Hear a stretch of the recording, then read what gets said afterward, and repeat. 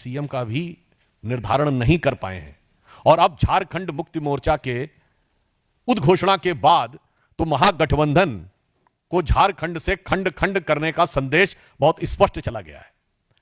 और उसके बाद अब उन्होंने, कांग्रेस ने अपने विशेषज्ञ महानुभाव और राजस्थान के पूर्व मुख्यमंत्री श्री अशोक गहलोत जी को बुलाया है, ऐसी मीडिया में खबर है। अशोक गहलोत जी की बहुत जबरदस्त एक्सपर्टीज है गठबंधन में, क्योंकि राजस्थान में जब वो सरकार चला रहे थे तो बहुजन समाज पार्टी के 6 विधायकों ने बिना शर्त समर्थन कांग्रेस को दिया था और वो 6 के 6 हाथी निकल गए थे।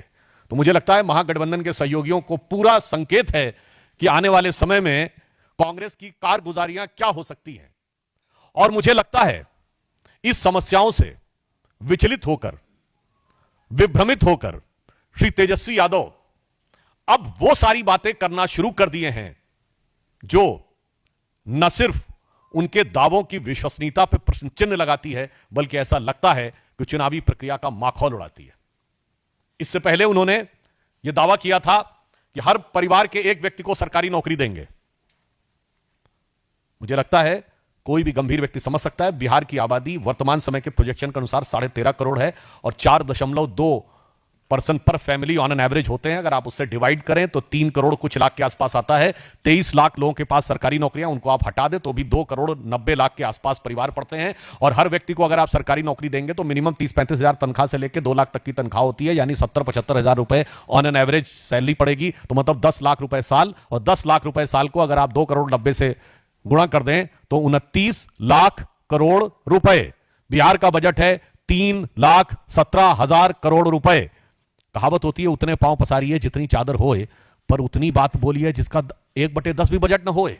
ये अगर करके दिखाया है तो तेजस्वी जी ने। और यहां पर यह भी समझ में आता है कि यदि पर्याप्त और उचित शिक्षा न हो तो नेता किस प्रकार की बात करने का प्रयास करता है। और आज उन्होंने एक और काम किया, देखिए बहुत साफ दिखाई पड़ता है। जहां तक एनडीए और भारतीय जनता पार्टी का प्रश्न है, महिलाओं के सशक्तिकरण, आर्थिक सशक्तिकरण, जो हमने 75 लाख महिलाओं को 10,000 रुपए देने का कार्य किया, वो सिर्फ घोषणा नहीं की, कार्य किया है। और बिहार में इससे पहले के दौर में भी श्री नीतीश कुमार जी के आने के बाद महिलाओं के और लड़कियों की शिक्षा के विकास से लेकर हमारी जब सरकार आई तब महिलाओं में शिक्षा दर बिहार में 33% थी, अब 74% है। अगर आप देखें तो कॉलेज यूनिवर्सिटी से लेके सरकारी पदों में भी 33% आरक्षण के साथ साथ पंचायतों में आरक्षण सुनिश्चित किया गया। महिला पुलिस बल बना है और सुकन्या योजना बहुत पहले से बिहार में चल रही थी। प्रधानमंत्री श्री नरेंद्र मोदी जी की सरकार आने के बाद अगर आप देखें तो बेटी बचाओ बेटी पढ़ाओ से लेके, चाहे हर घर शौचालय की योजना से लेके, मुद्रा योजना और स्टार्टअप से लेके वर्तमान समय में लखपति दीदी और ड्रोन दीदी तक, यह हमारा 10 साल का एक व्यवस्थित सोच है।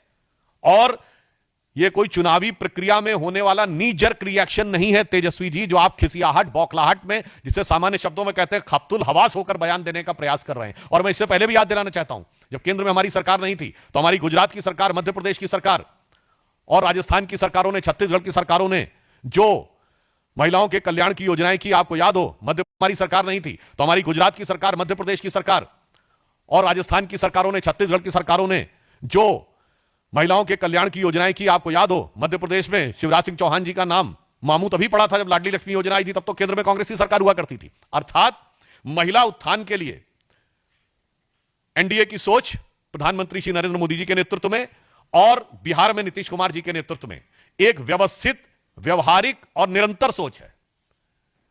It is a methodical, consistent and pragmatic approach. जबकि उनकी तरफ से मैं सिर्फ यह कहना चाहूंगा, कई बार जो राजद के लोग बोलते हैं उनके मन का मनोभाव समझने का प्रयास करना चाहिए। आपने देखा जब तेजस्वी जी ने कहा था 10 लाख नौकरी देंगे, 20 लाख नौकरी देंगे, तो अंतर्निहित मनोभाव शायद जनता नहीं समझ पाई थी, अब समझ गई। उनका मनोभाव यह था 10 लाख में नौकरी देंगे, वो में शब्द छुपा ले गए थे। 20 लाख में नौकरी देंगे और नहीं होगा 10-20 लाख तो जमीन ले लेंगे। अब आपने देखा अगर उन्होंने कहा कि हर घर को नौकरी देंगे, आप समझ नहीं पा रहे हैं, इसका अर्थ हो गया जिस घर में सरकारी नौकरी लेनी होगी जमीन तो पहले ली जा चुकी है, अब घर बार भी बेच देना पड़ेगा। मतलब भाव ये हो गया सरकारी नौकरी के बदले में घर ले लेंगे, अभी तक तो जमीन ली थी। और जहां तक वो महिलाओं की बात कर रहे हैं, मुझे लगता है राजद का कोई व्यक्ति यदि ये बोले, लालू प्रसाद यादव जी के शासनकाल में आजीविका तो छोड़िए, जान और सम्मान पे महिलाओं के जितने बड़े खतरे रहते थे वो मुझे लगता है आज भी बिहार भूला नहीं है।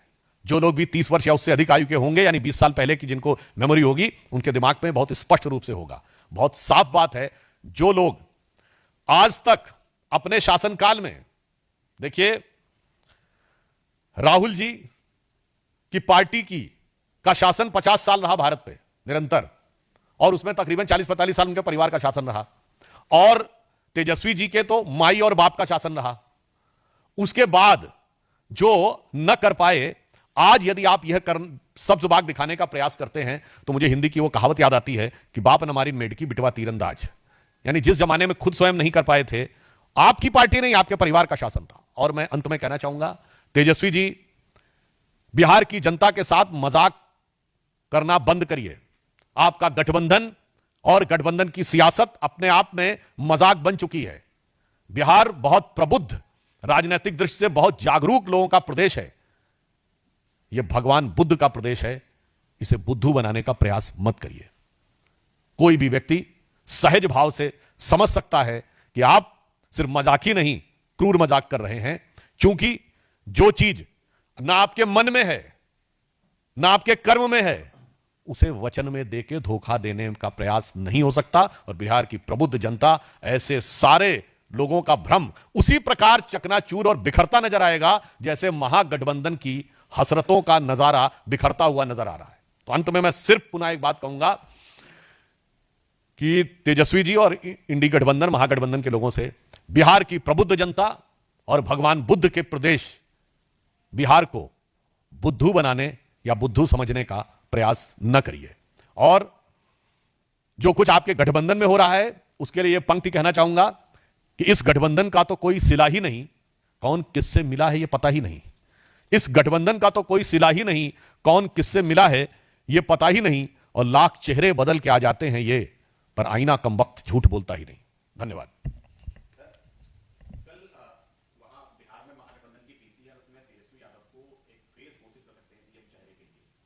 मुझे लगता है अभी तक महागठबंधन का चेहरा जितना बदरंग नजर आ रहा है, अब उसके बाद जब चुनावी प्रक्रिया अपने पहले चरण को पूर्ण कर चुकी है, यानी पहले चरण का तो नामांकन वगैरह सब पूर्ण हो चुका, उसके बाद भी ये कुछ करना चाहें, तो मुझे लगता है कि अब बिहार की जनता समझ चुकी है कि ना तो इसमें कोई यथार्थ है ना सामंजस्य है। अगर विवशता में ये कोई कवर अप करना चाहें, जैसे होता है ना कि ढकने का प्रयास करें, तो सिर्फ एक ही पंक्ति कहूंगा कि अब जो स्थिति हो चुकी है कि बिगड़ी बात बने नहीं, लाख करो किन कोय, रहीमन बिगड़े दूध को मथे न माखन होए।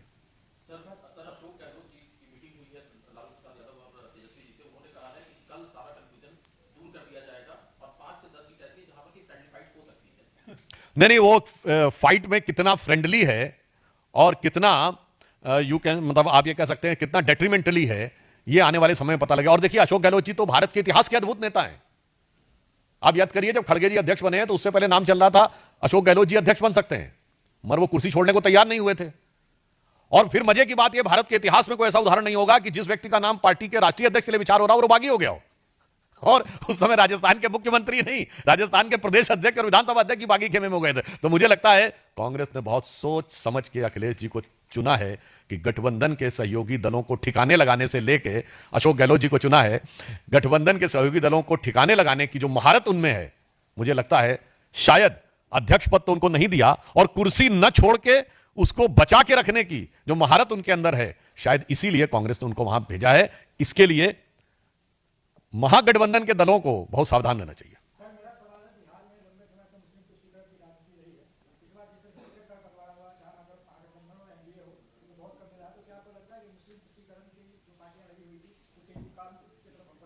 अब देखिए, मैं सिर्फ यह कहना चाहूंगा कि कट्टरपंथी सोच का तुष्टीकरण जो इंडी गठबंधन के दलों ने किया, अब समाज का हर वर्ग उसे समझता जा रहा है। जो लोग हम पे आरोप लगाते थे, मैं विनम्रता से पूछ रहा हूं, आपने कहा कि अभी जो पहले चरण में सीटों में जो जितनी सीटें अनाउंस हुई उसमें नहीं है, मैं याद दिलाना चाहता हूं, पूछिए कि लोकसभा चुनाव हुआ था 2024 का, 542 में जरा 120 उम्मीदवार, 20% के हिसाब से।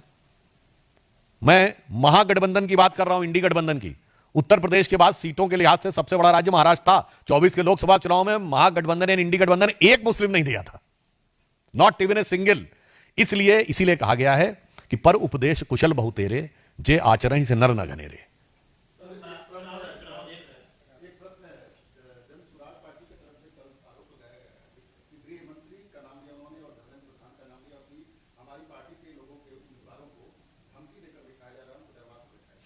देखिए, मुझे लगता है कि जो लोग अपनी पार्टी पर ही विश्वास नहीं बना पाए हैं, तो जनता का विश्वास क्या बना पाएंगे? मुझे लगता है यह देश की जनता और प्रदेश की जनता भली बात ही समझ सकती। दूसरी बात, जन स्वराज पार्टी जो नए ख्वाब और ख्याल दिखाने का प्रयास कर रही है, मुझे लगता है दिल्ली की जनता ने उसको भुगत कर यह संकेत दिया है कि आज के समय में प्रयोगधर्मी राजनीति के लिए भारत की इस उभरती हुई परिस्थितियों में और जटिल परिस्थितियों में कोई गुंजाइश नहीं है। Any new experimental politics can be detrimental, यह साबित हो चुका है। तो मुझे लगता है, और वैसे मैं एक और बात लोगों को याद दिला दूं, ये जो नए प्रयोग और आंदोलन के नाम पर जो सरकारें आने का प्रयास करती हैं, अक्सर उनके परिणाम बहुत प्रतिकूल होते हैं। श्री लालू प्रसाद यादव जी भी जब आए थे तो विश्वनाथ प्रताप सिंह जी के नेतृत्व में भ्रष्टाचार के विरुद्ध हुए, बोफोर्स के घोटाले के विरुद्ध आंदोलन करके आए थे और भ्रष्टाचार के वो कीर्तिमान स्थापित किए हैं कि आज उसी के आरोप में चुनाव लड़ने में अयोग्य हैं। तो यह सब प्रमाण साबित है कि इस प्रकार, और अभी आपने देखा अन्ना आंदोलन से निकली हुई पार्टी ने क्या क्या कमाल किया है, शीश महल से लेके और एक एक पौवे के बदले दूसरा पौवा देने में। तो बिहार की जनता को बहुत समझदारी के साथ समझना चाहिए कि इस समय किसी नए प्रयोग की गुंजाइश या उसको थोड़े से भी विचार करने की गुंजाइश नहीं है। और जांचे परखे खरे, तपे तपाए आजमाए मोदी जी और नीतीश कुमार जी के नेतृत्व में ही विश्वास व्यक्त करेगी, ऐसा हमारा विश्वास है।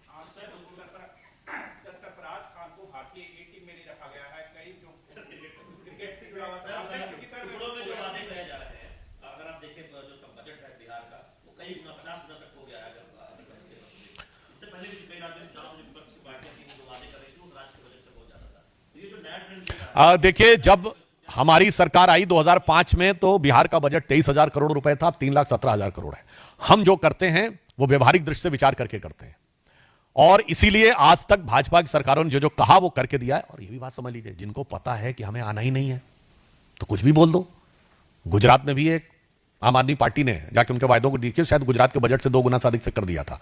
तो देखिए, महागठबंधन को और तेजस्वी यादव जी को, राहुल जी को पता है कि बिहार का निष्कर्ष क्या होना है, ना नौमन तेल होगा ना राधा नाचेंगी। तो बोलते रहो।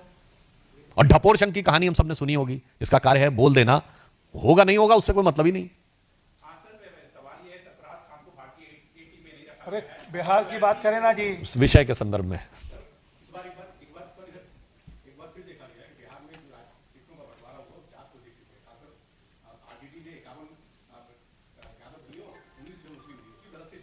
समाज के सभी वर्गों में घमासान करके आगे बढ़ना चाहते हैं। आप लालू प्रसाद यादव जी का एक पुराना डायलॉग याद करिए। ये तो वो पार्टी है जिसके वर्तमान राष्ट्रीय अध्यक्ष जो चुनाव लड़ने से महरूम हैं अदालती आदेश से, उनका एक प्रसिद्ध डायलॉग हुआ करता था, don't cast your vote, vote your caste. अरे भाई, जिस पार्टी का आदर्श वाक्य ये रहा हो, don't cast your vote, vote your caste, उन्होंने इसके दलदल में पहुंचाया है। और इसीलिए, और उसमें भी कोई जातवाद से उनका मतलब नहीं है। आज बताइए, राजद के राष्ट्रीय अध्यक्ष लालू प्रसाद यादव जी, नेता प्रतिपक्ष विधानसभा तेजस्वी यादव जी, नेता प्रतिपक्ष विधान परिषद राबड़ी जी, इसमें जाति कहां है? सिर्फ परिवार है। परिवार की गणना होती रहे पूरी, और फिर कहो जाति की गणना है बहुत जरूरी।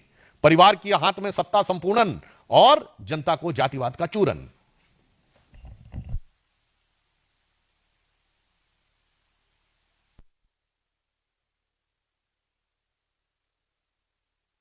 मित्रों, बिहार में चुनावी प्रक्रिया गतिमान है और महागठबंधन में आपस में छिड़ा घमासान है।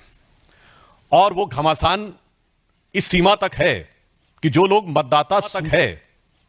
मतदाता सूची सही न बना पाने का स्वांग रचकर भ्रम पैदा कर रहे थे, वो ना अपने गठबंधन दलों की सूची फाइनल कर पाए हैं और ना अपने प्रत्याशियों की सूची फाइनल कर पाए, न साझा घोषणा पत्र बना पाए हैं, न साझा प्रेस कॉन्फ्रेंस कर पाए हैं, न साझा सीएम क्या डिप्टी सीएम का भी निर्धारण नहीं कर पाए हैं। और अब झारखंड मुक्ति मोर्चा के उद्घोषणा के बाद तो महागठबंधन को झारखंड से खंड खंड करने का संदेश बहुत स्पष्ट चला गया है। और उसके बाद अब उन्होंने, कांग्रेस ने अपने विशेषज्ञ महानुभाव और राजस्थान के पूर्व मुख्यमंत्री श्री अशोक गहलोत जी को बुलाया है, ऐसी मीडिया में खबर है। अशोक गहलोत जी की बहुत जबरदस्त एक्सपर्टीज है गठबंधन में, क्योंकि राजस्थान में जब वो सरकार चला रहे थे तो बहुजन समाज पार्टी के 6 विधायकों ने बिना शर्त समर्थन कांग्रेस को दिया था और वो 6 के 6 हाथी निकल गए थे। तो मुझे लगता है महागठबंधन के सहयोगियों को पूरा संकेत है कि आने वाले समय में कांग्रेस की कारगुजारियां क्या हो सकती है। और मुझे लगता है इस समस्याओं से विचलित होकर, विभ्रमित होकर श्री तेजस्वी यादव अब वो सारी बातें करना शुरू कर दिए हैं जो न सिर्फ उनके दावों की विश्वसनीयता पर प्रश्न चिन्ह लगाती है, बल्कि ऐसा लगता है कि चुनावी प्रक्रिया का माखौल उड़ाती है। इससे पहले उन्होंने यह दावा किया था कि हर परिवार के एक व्यक्ति को सरकारी नौकरी देंगे। मुझे लगता है कोई भी गंभीर व्यक्ति समझ सकता है बिहार की आबादी वर्तमान समय के प्रोजेक्शन के अनुसार 13.5 करोड़ है और 4.2% पर फैमिली ऑन एन एवरेज होते हैं। अगर आप उससे डिवाइड करें तो 3 करोड़ कुछ लाख के आसपास आता है। 23 लाख लोगों के पास सरकारी नौकरियां, उनको आप हटा दें तो भी 2 करोड़ 90 लाख के आसपास परिवार पड़ते हैं। और हर व्यक्ति को अगर आप सरकारी नौकरी देंगे तो मिनिमम 30-35 हजार तनख्वाह से लेकर 2 लाख तक की तनख्वाह होती है, यानी 70-75 हजार रुपए ऑन एन एवरेज सैलरी पड़ेगी। तो मतलब 10 लाख रुपए साल, और 10 लाख रुपए साल को अगर आप 2 करोड़ 90 से गुणा कर दें तो 29 लाख करोड़ रुपए। बिहार का बजट है 3,17,000 करोड़ रुपए। कहावत होती है उतने पांव पसारिए जितनी चादर होए, पर उतनी बात बोली है जिसका 1/10 भी बजट न होए। यह अगर करके दिखाया है तो तेजस्वी जी ने, और यहां पर यह भी समझ में आता है कि यदि पर्याप्त और उचित शिक्षा ना हो तो नेता किस प्रकार की बात करने का प्रयास करता। और आज उन्होंने एक और काम किया, देखिए बहुत साफ दिखाई पड़ता है। जहां तक एनडीए और भारतीय जनता पार्टी का प्रश्न है, महिलाओं के सशक्तिकरण, आर्थिक सशक्तिकरण, जो हमने 75 लाख महिलाओं को 10,000 रुपए देने का कार्य किया, वो सिर्फ घोषणा नहीं की, कार्य किया है। और बिहार में इससे पहले के दौर में भी श्री नीतीश कुमार जी के आने के बाद महिलाओं के और लड़कियों की शिक्षा के विकास से लेकर हमारी जब सरकार आई तब महिलाओं में शिक्षा दर बिहार में 33% थी, अब 74% है। अगर आप देखें तो कॉलेज यूनिवर्सिटी से लेके सरकारी पदों में भी 33% आरक्षण के साथ साथ पंचायतों में आरक्षण सुनिश्चित किया गया। महिला पुलिस बल बना है और सुकन्या योजना बहुत पहले से बिहार में चल रही थी। प्रधानमंत्री श्री नरेंद्र मोदी जी की सरकार आने के बाद अगर आप देखें तो बेटी बचाओ बेटी पढ़ाओ से लेके, चाहे हर घर शौचालय की योजना से लेके, मुद्रा योजना और स्टार्टअप से लेके वर्तमान समय में लखपति दीदी और ड्रोन दीदी तक, यह हमारा 10 साल का एक व्यवस्थित सोच है।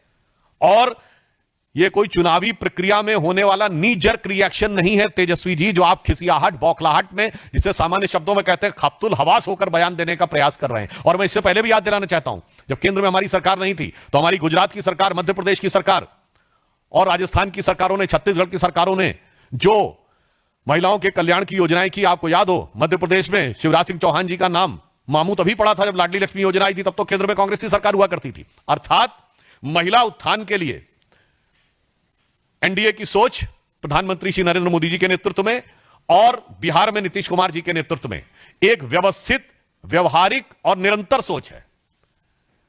It is a methodical, consistent and pragmatic approach.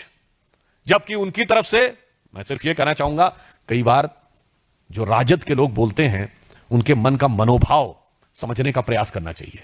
आपने देखा जब तेजस्वी जी ने कहा था 10 लाख नौकरी देंगे, 20 लाख नौकरी देंगे, तो अंतर्निहित मनोभाव शायद जनता नहीं समझ पाई थी, अब समझ गई। उनका मनोभाव यह था 10 लाख में नौकरी देंगे, वो में शब्द छुपा ले गए थे।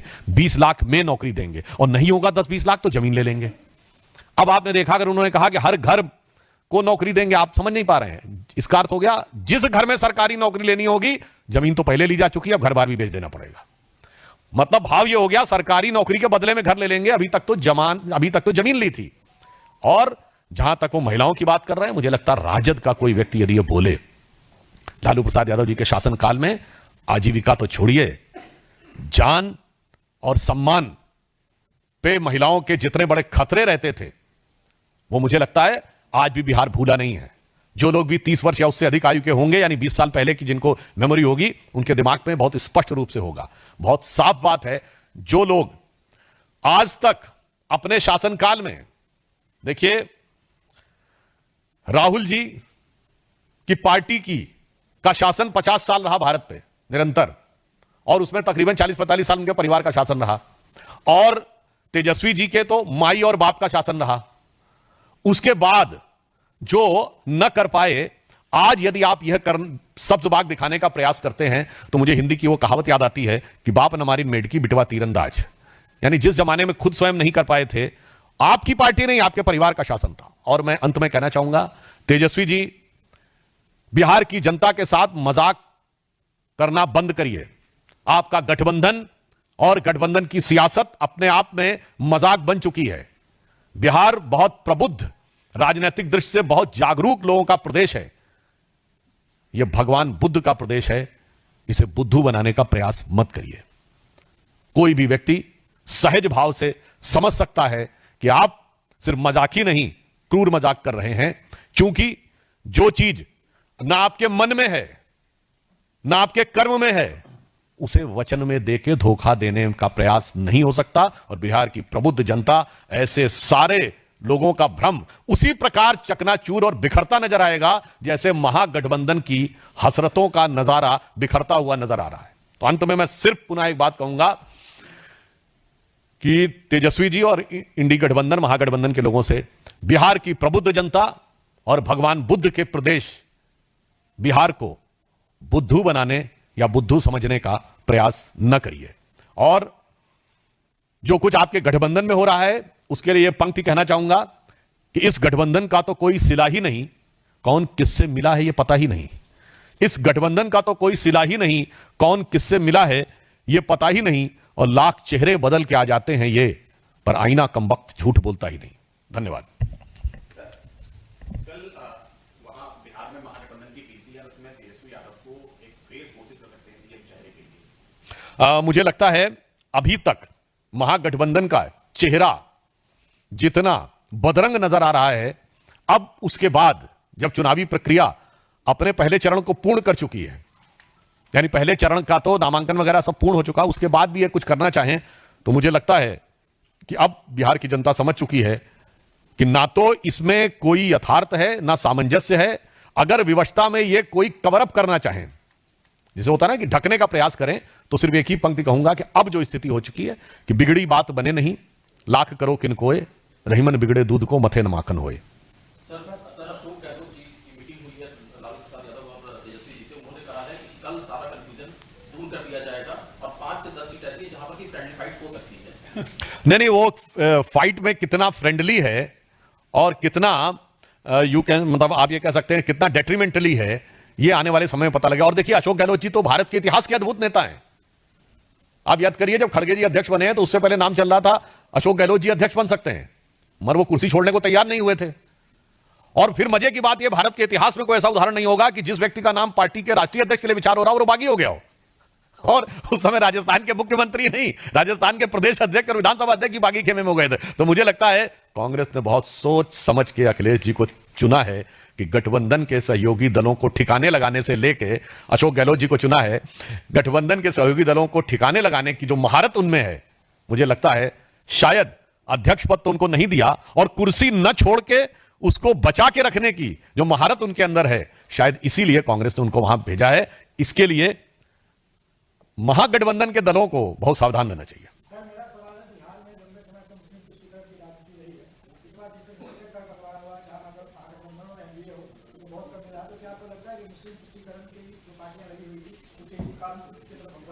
देखिए, मैं सिर्फ यह कहना चाहूंगा कि कट्टरपंथी सोच का तुष्टीकरण जो इंडी गठबंधन के दलों ने किया, अब समाज का हर वर्ग उसे समझता जा रहा है। जो लोग हम पे आरोप लगाते थे, मैं विनम्रता से पूछ रहा हूं, आपने कहा कि अभी जो पहले चरण में सीटों में जो जितनी सीटें अनाउंस हुई उसमें नहीं है, मैं याद दिलाना चाहता हूं, पूछिए कि लोकसभा चुनाव हुआ था 2024 का, 542 में जरा 120 उम्मीदवार बता दें 20% के हिसाब से।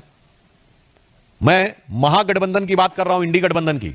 उत्तर प्रदेश के बाद सीटों के लिहाज से सबसे बड़ा राज्य महाराष्ट्र था। 24 के लोकसभा चुनाव में महागठबंधन या इंडी गठबंधन ने एक मुस्लिम नहीं दिया था, नॉट इवन ए सिंगल।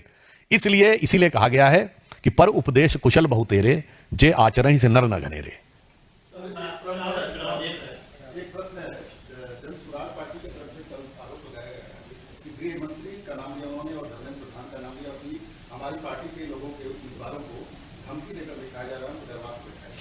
देखिए, मुझे लगता है कि जो लोग अपनी पार्टी पर ही विश्वास नहीं बना पाए हैं, तो जनता का विश्वास क्या बना पाएंगे।